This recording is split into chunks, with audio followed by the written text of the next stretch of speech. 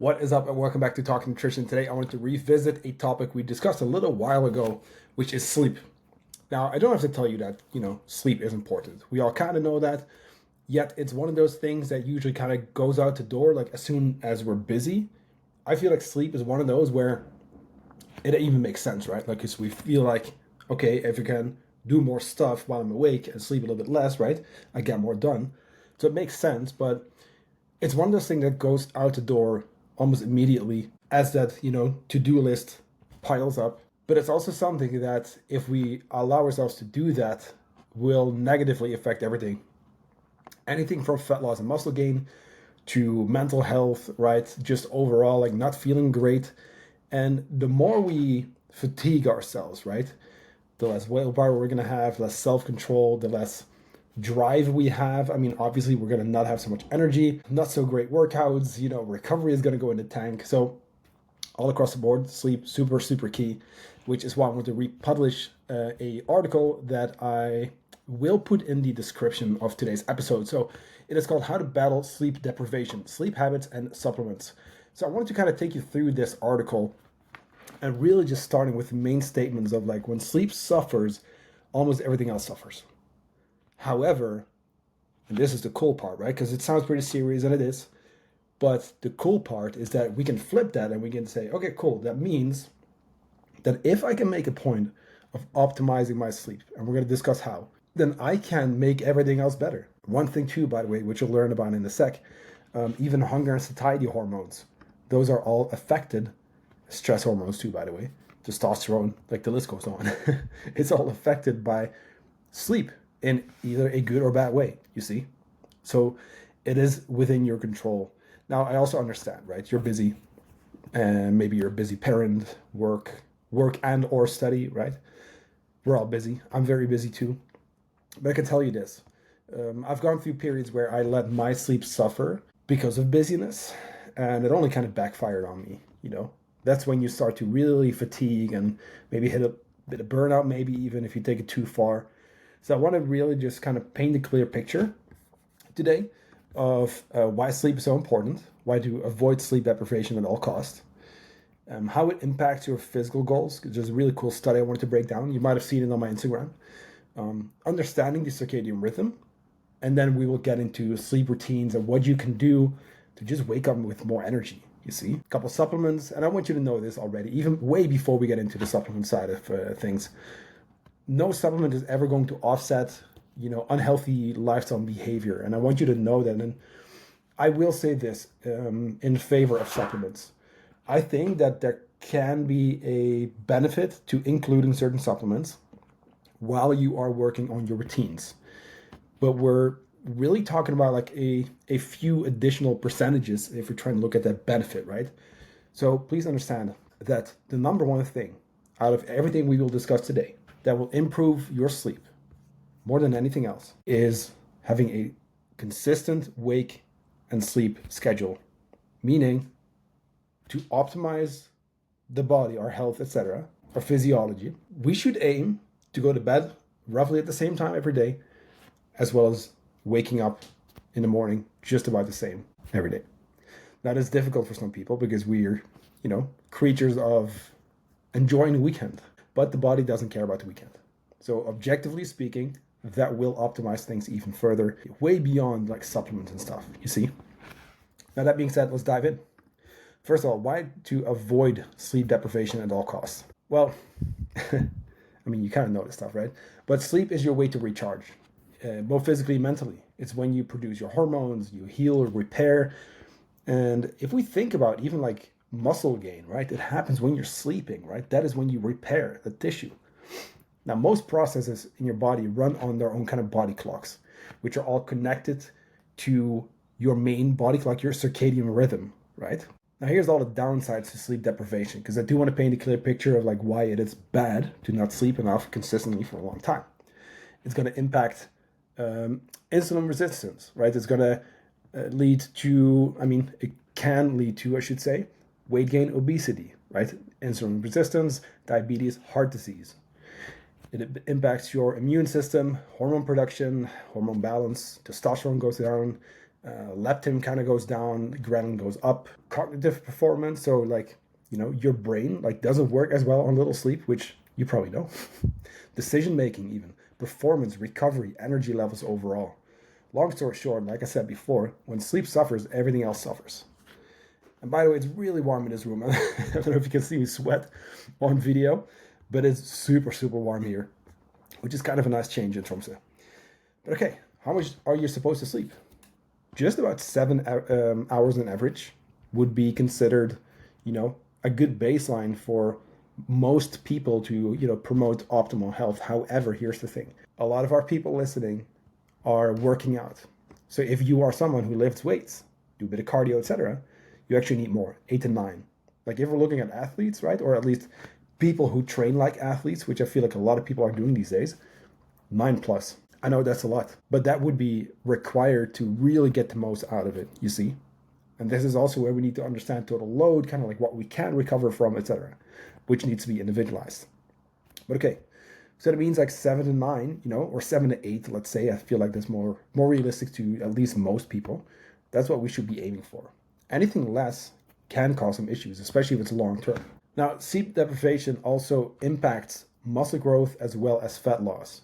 And there was a really cool study, and honestly, like I post this infographic on my Instagram quite often because it really shows you, like it gives you a visual of, hey, the weight lost between these two groups, and I'll explain in a sec, was just about the same, but the fat loss and muscle maintenance definitely wasn't.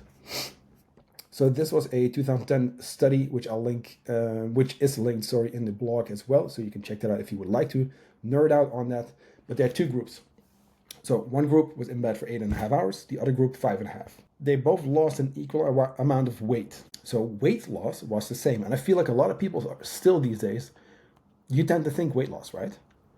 But we need to look beyond weight and look at body composition, fat and muscle. Here's the thing. So first of all, the 5.5 hour group, they were more hungry. They had a bigger decrease in resting metabolic rate, so slow down in metabolism, right? But here's the thing. The 5.5 hour group lost way more muscle mass and maintained less fat mass. Sorry, I'm totally mixing that up. Sorry. The 5.5 group lost more muscle and and kept more fat on. So the weight, sorry about that. I'm just going to keep it at 2. The weight was the same, but people lost more muscle and kept fat on. Now the 8.5 hour group, it was the opposite. So where the 5.5 hour group lost only just about 0.6 kilos and 2.4 kilos of fat-free mass, which isn't just muscle, but still, it's a big part of that is muscle.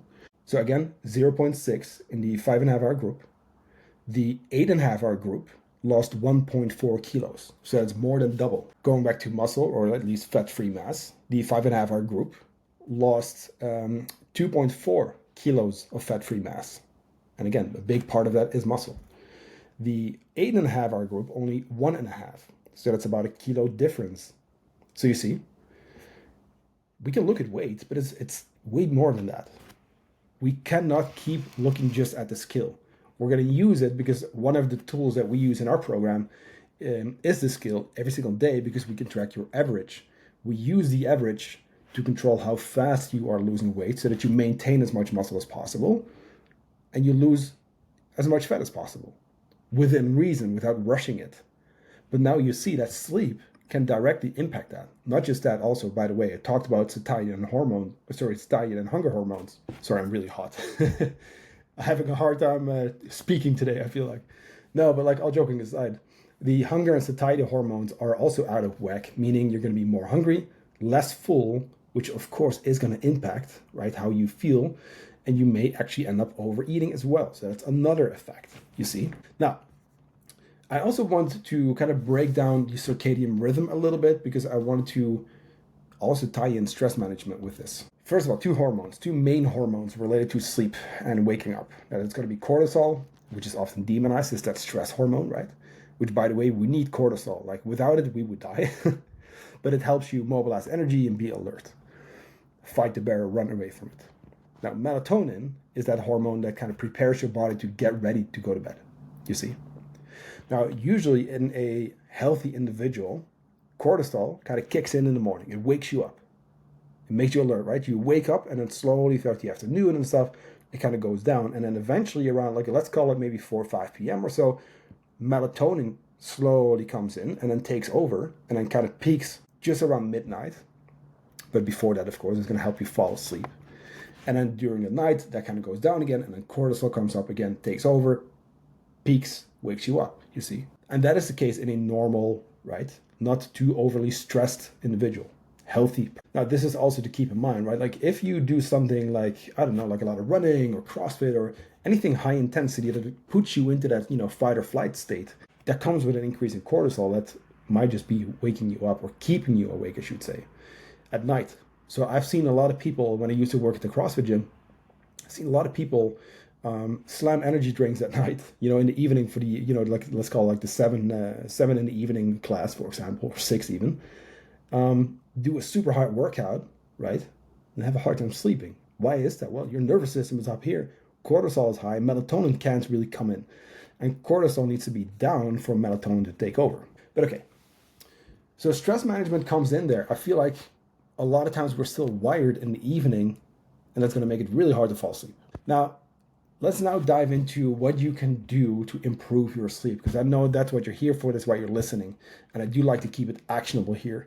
And one of the main things I want you to keep in mind is that the following things are not going to be anything special.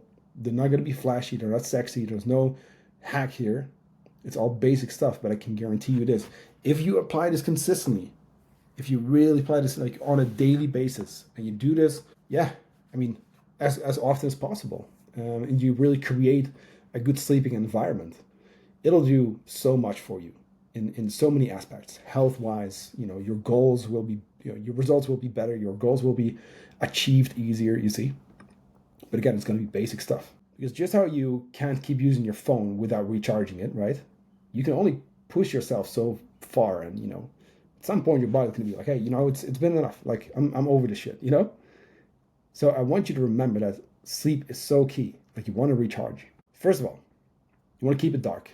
When you make your bedroom as dark as possible, you obviously, right, really create a nighttime environment, which where I currently live, we don't have any night for 2 months. It is the midnight sun season. The sun is up and it stays up all day, all night. So we actually don't have an actual night. The sun stays above the horizon 24/7. So especially here, we need to really create a dark room to give our body that signal of, hey, it is nighttime. You're supposed to now go to sleep.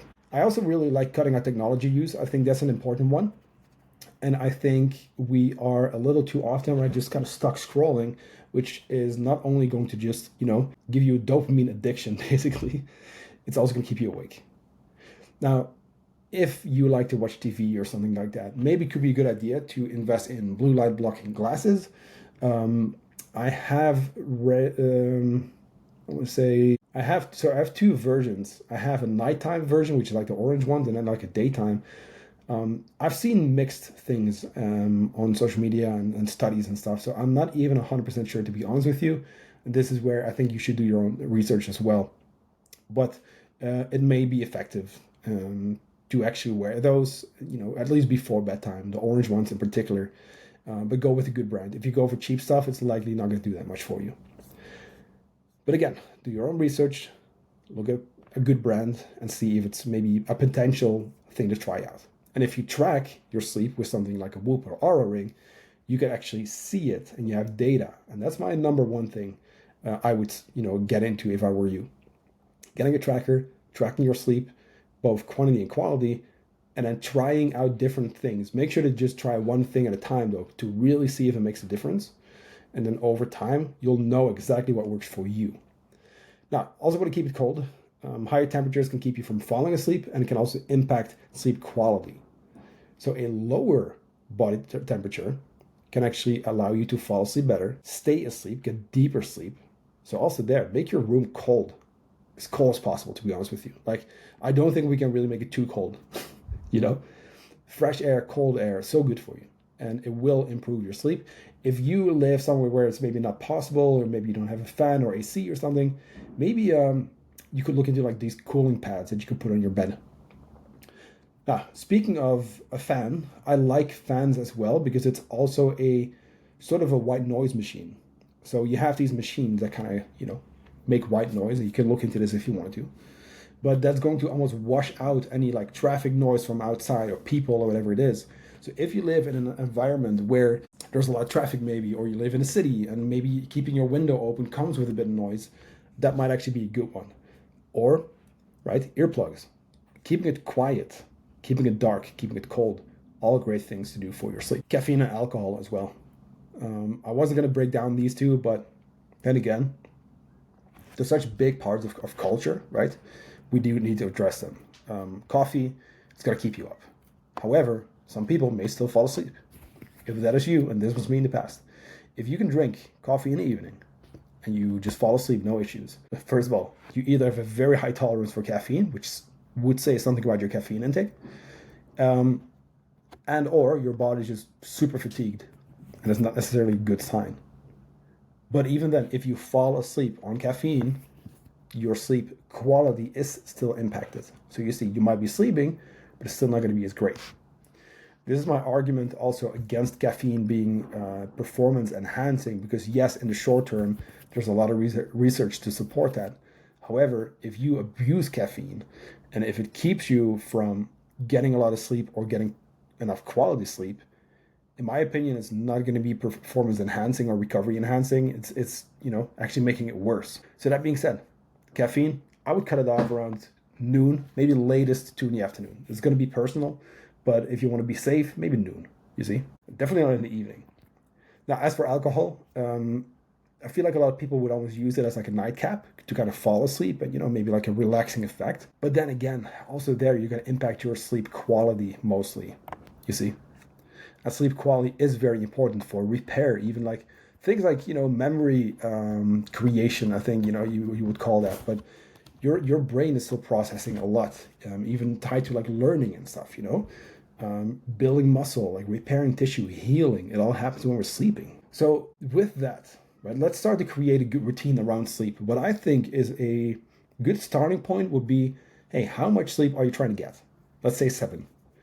Maybe let's say you don't necessarily have a sleep tracker. Okay, let's assume that we're going to lose just about an hour to maybe sometimes waking up, maybe falling asleep, etc. Okay, cool. Now, then you now know to add 1 hour to how much sleep you want. So let's say I want to get 7. Let's be safe and be in bed for 8 hours. Okay, cool. What time do we need to wake up? Start there, right? Hey, if you want to wake up at 5, like I do, it's like, okay, that's fine, but then let's make sure we also go to bed on time as well. So let's go back, right? Making sure that, hey, right, we go to bed on time. So you take when you need to wake up, you go back 7 or 8 hours or whatever it is for you. Now you know what time you need to be in bed. Then you also want to look at the last 30 to 60 minutes of your day before going to bed. Are you still go, go, go? Is it still kind of like, up here with the stress levels and the cortisol? Or do you make a point of slowing down, right? Are you slowing down at all? Do you create that environment again? Also by maybe, taking something like a nighttime tea actually goes a long way, by the way.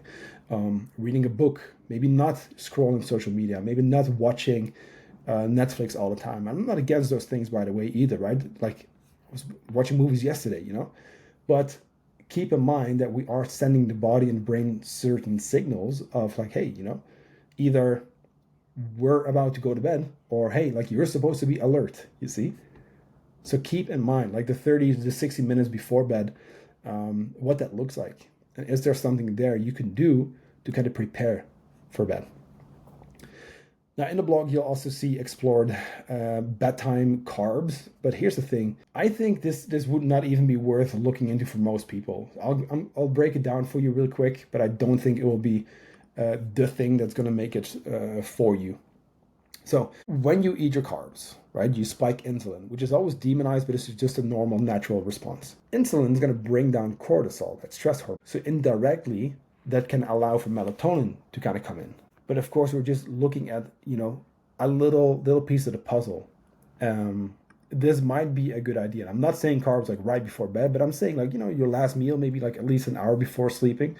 maybe a little bit longer. If it's, quite heavy in carbs, I would say, like, it could help, but it's just one of those things. And I don't think this should be the main focus. I posted the blog somewhere in the Facebook group. Like, the first response was just that, like, oh, I tried the carbs, but it didn't work for me. It's like, okay, well, we clearly didn't read the whole blog. And we also didn't look at the number one thing, consistent sleep schedule, right? As well as the 4 basics we just discussed. We just went to the sexy thing of bedtime carbs, and you see. So I didn't even, I was almost not going to bring it up today, but like, I figured I'll just mention it to you. But don't start there. That's what I'm trying to say. Then, supplements. They're going to potentially help a little bit.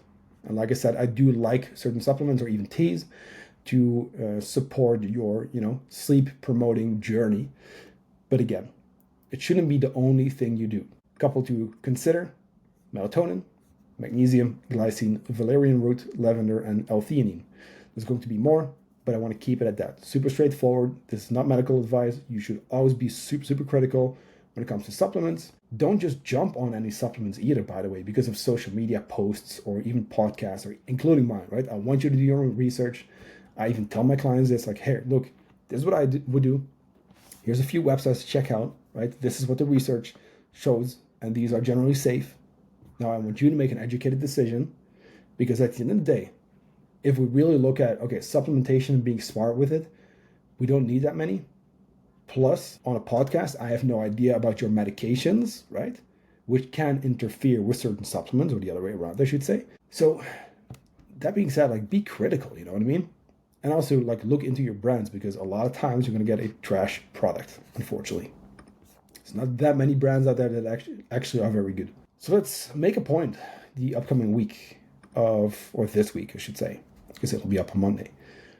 Let's make a point of getting better sleep in. Let's make a point of trying to do our best to create that sleep environment, sleep promoting environment. It's cold, it's dark, it's quiet, right? We do something to slow down. Reading a book, journaling, meditation, whatever it is.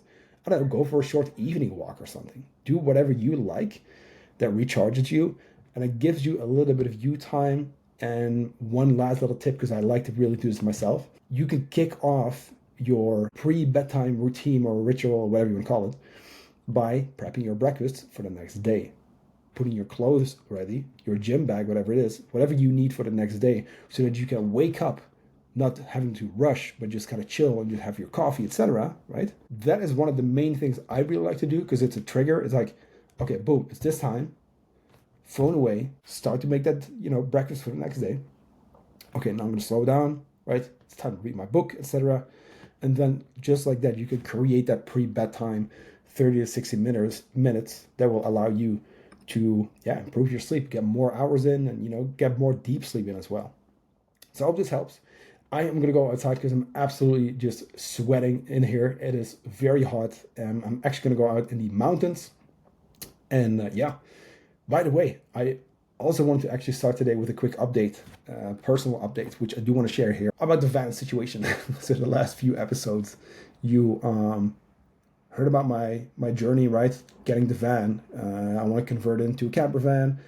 It broke down in the last episode. I kind of, I literally, I broke down and I recorded that podcast to kind of work through it. So go back to the previous episode if you wanted to listen to that one.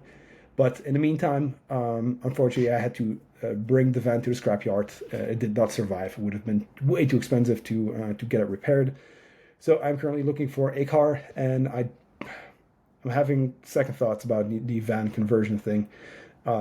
Because of time, because of, multiple things. And the used car market is a little, it's hit or miss. And I definitely got very unlucky with the van breaking down only 5 days, 500 kilometers after having purchased the van.